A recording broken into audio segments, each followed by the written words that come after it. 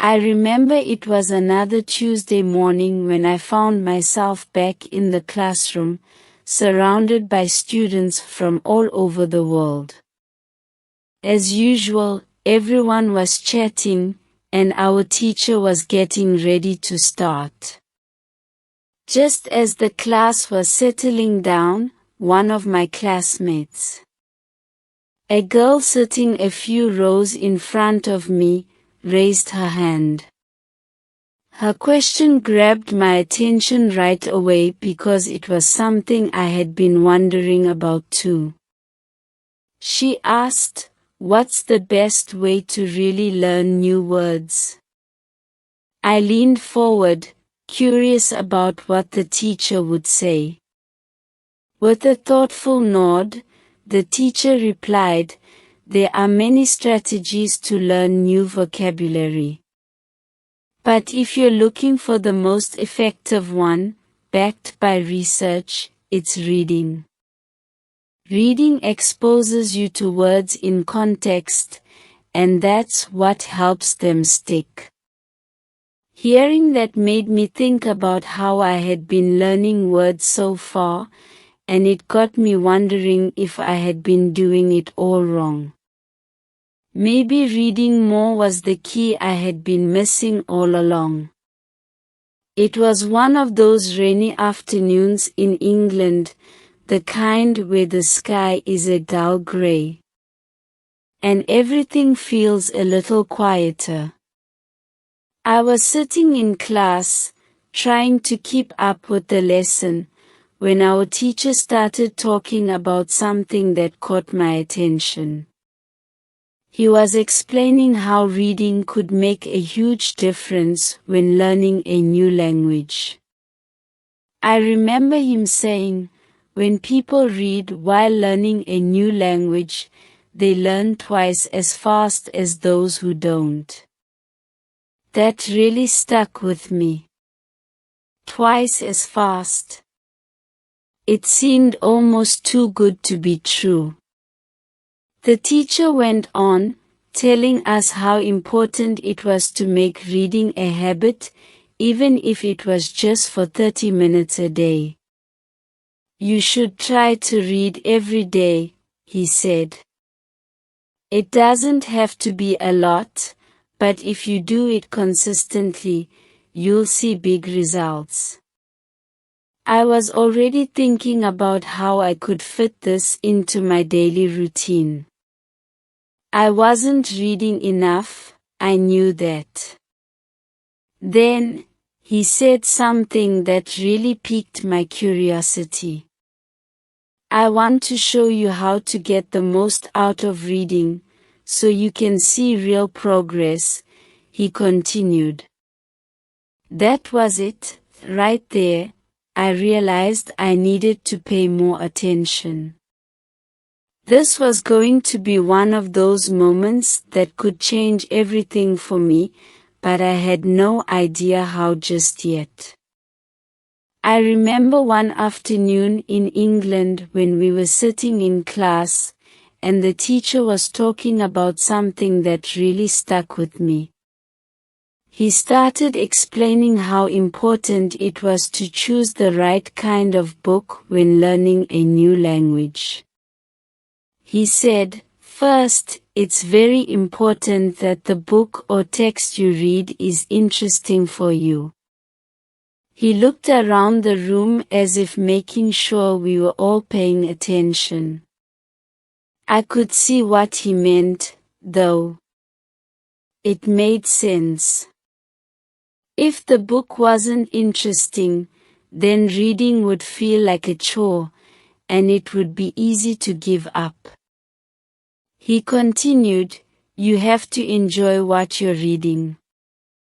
It could be a fun story, something that makes you smile or keeps you hooked.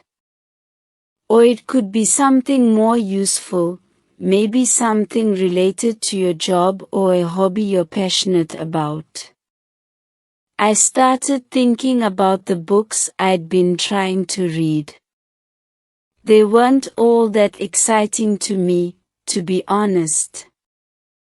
Some of them were so dull that I found myself nodding off after just a few pages. The teacher then said something that really hit home.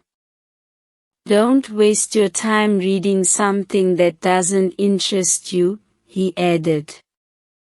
"If you're not interested, you won't learn much."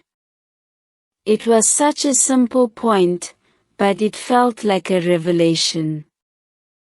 I realized I had been forcing myself to read things that bored me, thinking it was the only way to improve. But maybe that was why I hadn't been making the progress I wanted. His words made me rethink my approach. Maybe I needed to find something that grabbed my attention, something that I would actually look forward to reading. I didn't know it at the time, but this was the moment that started to change how I viewed learning English.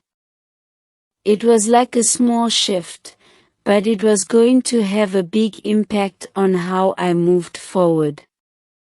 I remember one rainy afternoon in England when we were sitting in class. And the teacher was talking about something that really made me think. He was explaining the best way to learn English through reading. I had been struggling with some of the books I was trying to read, so what he said felt like advice I really needed. He started by telling us, it's important to pick a text where you know most of the words. He paused for a moment, letting that sink in. At first, it sounded simple, but as I thought about it, I realized I had been making things hard for myself. I had been reading books that were way too advanced for me, full of words I didn't understand. Every page felt like a challenge, and it made me frustrated. The teacher continued, when you don't know many of the words, you can easily get frustrated. That was exactly how I had been feeling. I would spend so much time looking up words that I would forget what the story was even about. It made reading feel more like homework than something enjoyable. He then added something that really hit home for me. You always want to enjoy everything you do when you're using English. That made me stop and think. I hadn't been enjoying it at all. I was just pushing myself through it, thinking that's what I had to do to get better. He went on, so it's important to choose a text that's not only interesting but also suitable for your level. I realized I had been trying to skip ahead, thinking that reading difficult texts would help me learn faster. But maybe that wasn't the best way. Maybe I needed to start with something easier, something I could actually understand and enjoy. It wasn't about rushing through, but about finding a balance between learning and enjoying the process. That afternoon, as the rain tapped against the windows, I started to rethink how I would approach reading from that point on. I didn't have to force myself through texts I didn't understand. There had to be a better way, and I was eager to figure out what that was. It was another typical day in my English class in England. And the teacher was giving us advice on how to improve our reading. I was listening closely because reading in English had always been a bit of a challenge for me. I liked the idea of reading to learn new words, but sometimes it felt like I spent more time looking things up than actually reading. The teacher must have noticed this was a common problem because he started talking about what to do when you come across words you don't understand. He said, when you're reading and you see a word you don't know, don't just skip over it. Get a dictionary, look up the word, and then go back to your reading. I remember thinking that sounded so simple, but it was something I hadn't always been doing. Sometimes I would get stuck on a word and just move on, hoping I'd figure it out from the rest of the sentence. Other times, I'd get so caught up in looking up words that it would break the flow of the story, and I'd lose track of what was happening. The teacher made it sound easy, like you could just stop for a second, check the dictionary, and then continue without losing your place. He continued, it's important not to let unknown words stop you. You should keep reading, but make sure to understand those new words when they pop up. It seemed like a good balance, learning new words without feeling overwhelmed. I realized then that maybe I had been putting too much pressure on myself to understand everything all at once. Maybe it was okay to slow down. Check a word, and then keep going. It didn't have to be perfect. It was all part of the process. As I sat there, thinking about his advice, I felt a little more confident. Maybe reading wasn't as hard as I'd been making it. All I needed was a little patience, a good dictionary, and the willingness to pause when I didn't know something, then jump right back in. I remember one of those afternoons in class, sitting by the window with a light breeze coming in, when the teacher shared something that really stuck with me. He was explaining how to deal with new words when reading in English, something I was struggling with at the time. I had always felt like I needed to write down every new word, make a long list, and try to memorize them all. But the teacher said something that surprised me. You don't have to write the word anywhere, he began, his voice calm and reassuring. You don't need to make a list of new words. You don't even need to try and remember the word. I sat there, a bit confused at first. Wasn't that the whole point? Weren't we supposed to remember the words to get better at English? But he kept going. All you need to do, he said, is focus on understanding the text. I could feel the tension ease up inside me. He was right.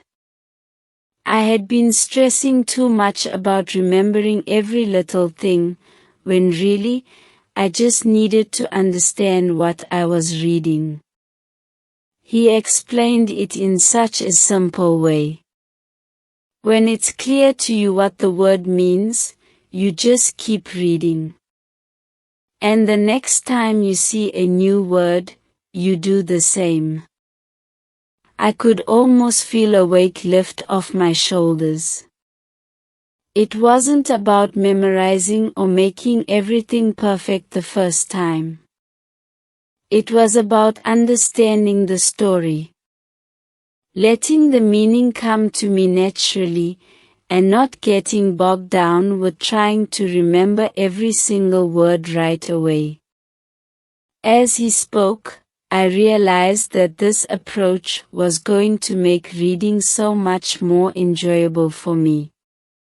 I wouldn't have to pause and stress every time I didn't know a word. I just had to keep going, letting the story flow, and trust that the learning would happen along the way. It felt like such a small shift in thinking. But I knew it was going to change the way I approached reading from that moment on. I looked out the window for a second, letting his words sink in, and felt a new sense of calm about my journey with English. It was a chilly afternoon in England, and I remember sitting in my usual spot by the window during class, watching the rain softly hit the glass. The teacher was talking about something that really caught my attention. He was explaining the hidden benefits of reading. And as someone who had always found reading a bit overwhelming, what he said made me see things differently. Reading has another great advantage, he began, looking around the room to make sure we were all paying attention. When you read, not only do you learn new words, but you also learn how those words are connected to each other in a sentence. I hadn't thought about it that way before. For me, reading had always been about trying to understand each individual word. But the way the teacher explained it made me realize that it was more than just about the words themselves. It was about seeing how the words worked together. He continued, when you read, you can see how words are linked, how they fit together in the right order. That made so much sense. It wasn't just about memorizing words in isolation, it was about understanding how they flowed together naturally. I started thinking about the sentences I'd been struggling with, how sometimes even when I knew all the words, they didn't seem to make sense. But maybe that was because I hadn't been paying attention to how they were connected. The teacher went on, when you read more, you start to pick up on these connections automatically. You'll see how to link words correctly, and it'll start to feel more natural. As he spoke, I could feel something clicking into place. I realized that reading wasn't just about expanding my vocabulary. It was about learning the rhythm of the language, how one word flows into the next, how sentences are built, and how everything fits together. It felt like a small shift in perspective, but it changed the way I looked at reading. Instead of focusing so much on each word, I could now focus on the bigger picture, how the language itself worked. This was just another step in my journey, but it felt like an important one. A key to unlocking a deeper understanding of English. It was another typical day in class, the kind where you could feel the weight of the lessons piling up. But something about today's session felt different. The teacher had just finished talking about a new way to learn vocabulary. Something he described as simple but incredibly effective. He said, this way of learning new words is very effective. Give it a try, and you'll see how fast you can learn new words. I remember feeling curious and a little excited. Could it really be that easy? I had been struggling to build my vocabulary, and the idea that there might be a faster way to do it made me eager to give it a shot. I could see some of my classmates nodding along, probably feeling the same way. After that, the lesson shifted, and we started talking about life in England. The conversation turned to something practical, jobs for students. This topic grabbed my attention even more. The teacher spoke about the kinds of jobs students could get, the best ones for learning and earning at the same time. As he explained, I sat up a little straighter, thinking about my own situation. I wanted to get a job after class. I didn't want to just sit in my room, doing homework and reading all the time. I wanted to experience life outside the classroom, make some money, and get a taste of what it was like to live and work in England. The teacher kept giving us advice, talking about part-time jobs that were flexible. Places where students like us could work without feeling overwhelmed by our studies. He mentioned cafes, shops, and even some online work that was becoming more common. I started imagining myself working in a little cafe, practicing my English with customers, and feeling like I was finally settling into this new life. It seemed like a great way to learn not just from textbooks but from real conversations, real interactions. The idea of having something to do after class, a way to feel more connected to the city, made me even more determined to find a job. But for now, I knew the focus was still on improving my English, and this new method of learning words seemed like a good place to start. After class, I felt a rush of energy. I knew I needed to take action if I wanted to find a job. I looked around the room, filled with my classmates, who were all trying to learn English just like me. They seemed friendly, and I figured it was a good idea to ask them for help. So, I approached a group of students who were chatting together. I said, "Hey, do you guys know where I can find a job?" They turned to me, and one girl smiled brightly. "You should definitely check out the job center," she said enthusiastically.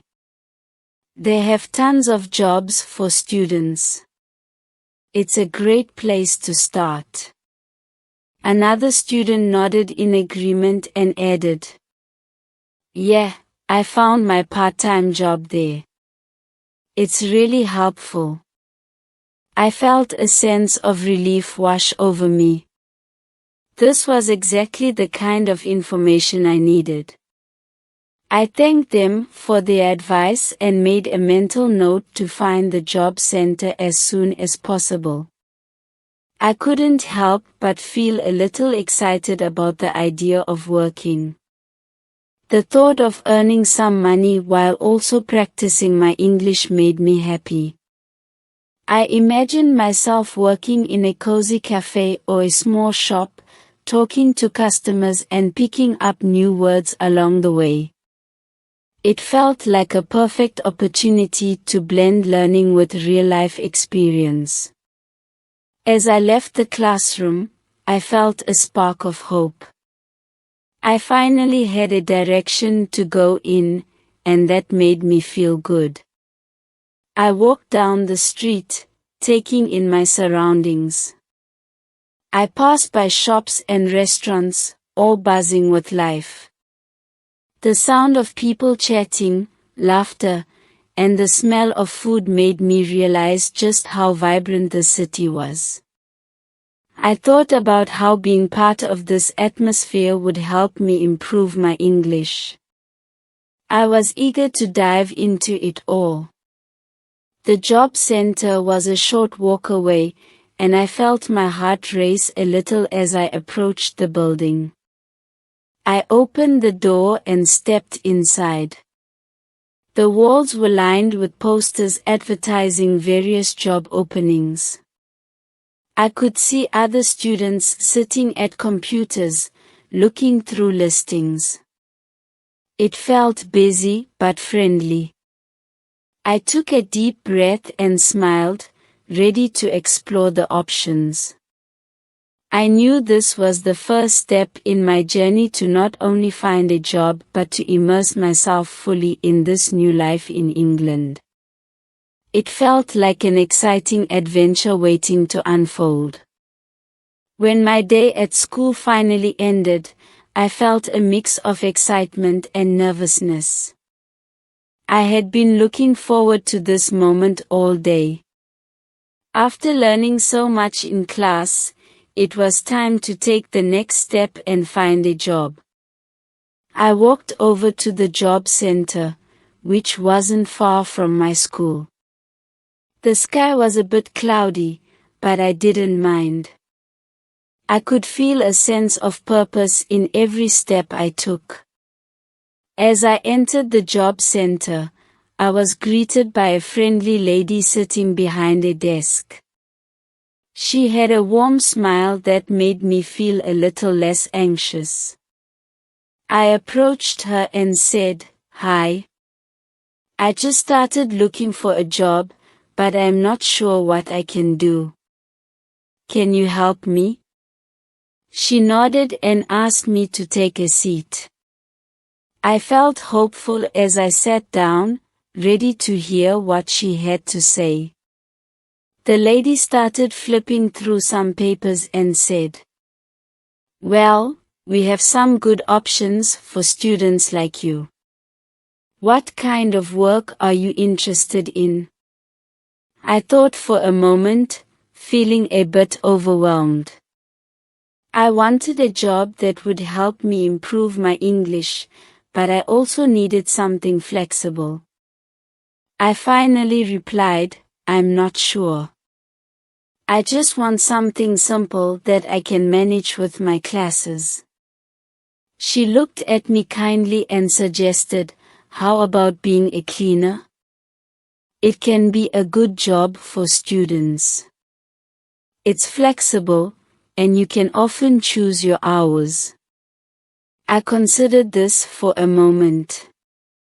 While cleaning wasn't exactly what I had imagined, it seemed like it could work. Then she continued, "Or you could be a waiter in a cafe. It's a bit more social, and you'll get to practice your English while talking to customers." The idea of being a waiter excited me. I could picture myself serving coffee and chatting with people. It felt like a fun way to learn. I could almost hear the clinking of cups and the laughter of customers. I looked at the lady and said, "That sounds great. I think I would like to be a waiter." She smiled and handed me a few job listings, pointing out some nearby cafes that were hiring. My heart raced with anticipation. This was it. I was about to take my first step into the working world in England. I thanked her for her help and left the job center, clutching the papers tightly in my hand. I felt a wave of excitement wash over me. I couldn't wait to apply for these jobs and start a new chapter in my journey. I sat in the small chair across from the lady at the job center, feeling a bit nervous.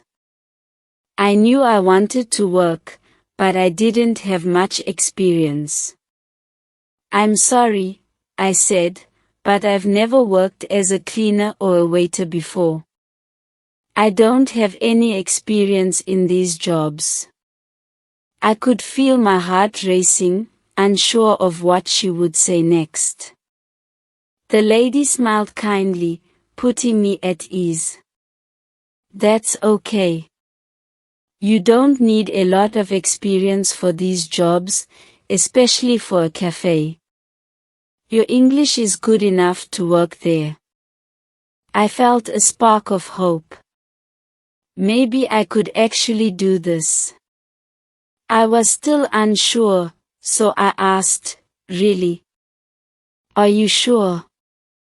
She nodded enthusiastically, her smile never fading. Yes, absolutely. The training isn't difficult at all. You'll pick things up quickly. She went on to explain that being a waiter would give me more chances to speak English than being a cleaner. In a cafe, you'll be talking to customers all the time. You'll get to practice your English while serving drinks and taking orders. It's a great way to learn and have fun. Her words filled me with excitement. I could imagine myself chatting with people as I served coffee and pastries. I like the sound of that, I said, feeling more confident. It sounds much better than cleaning. The lady chuckled softly. Yes, it can be much more engaging. You'll meet different people and hear all sorts of stories. It's an experience. I could already picture myself in a cafe, surrounded by the aroma of fresh coffee, smiling at customers as they walked in. After talking with her, I felt a wave of determination wash over me. I knew that working in a cafe would not only help me earn some money but also improve my English in a lively environment. Okay, I said, let's do this. I'm ready to try for a waiter position. She smiled, clearly pleased with my decision. I left the job center feeling lighter, like I had just taken a big step towards something exciting. I couldn't wait to start this new adventure in my journey to learn English in England. After talking with the lady, I felt a mix of excitement and relief. She looked at me and said, "You can start your job on Thursday." My heart jumped. Really? That's so soon? I exclaimed. I was surprised at how quickly things were moving. Just a few days ago, I was wondering where to find a job, and now I had one lined up. It felt like a dream. She continued, "It's a nice cafe right around the corner. You'll like it there. The staff is friendly, and they're used to helping new people." Hearing this made me feel even better. I pictured myself walking into the cafe, feeling a little nervous but ready to learn. I imagined the friendly smiles from the team and the buzz of customers chatting as they enjoyed their drinks. It seemed like a perfect place to start my journey. "I'm really happy about this," I told her, trying to hide my excitement. "I want to practice my English, and this job will help a lot." The lady nodded, understanding my feelings. Yes, working in a cafe is a great way to use your English every day. You'll talk to customers, take their orders, and learn new words in the process. Just remember to smile and be yourself. I could already see myself chatting with people, feeling more confident with each interaction. As I left the job center, I couldn't stop smiling. The idea of starting my new job on Thursday filled me with energy.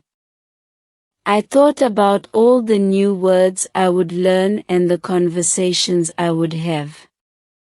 Each step I took felt lighter, like I was moving towards something big.